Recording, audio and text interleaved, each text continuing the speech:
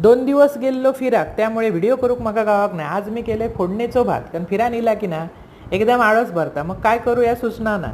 आज म्हटलं फोडणेचो भात करूया. रात्री उशिरा येलो, जेवण केला, मग पटपट झोपणा झाला.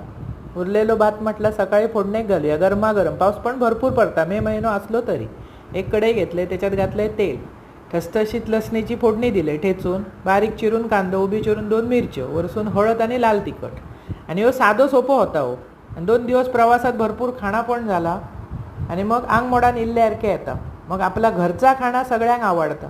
आणि ह्याच्यावर गरम गरम पापड, वरसून घातलं भात, चवीपुरता मीठ. साधी सोपी पण चविष्ट रेसिपी आणि सगळ्यांक सरसकट आवडतं. वरसून भरपूरसा खोबरा आणि कोथिंबीर. ह्याच्याबरोबर गॅसवर भाजलेलो पापड कुरकुरीत झपझप घास जातात. नुसतो हिरवो कांदो घेतलास तरी सगळ्यांक आवडतं. असो भात करा रवलो तर आणि खावा. आवडल्या चॅनल सबस्क्राईब.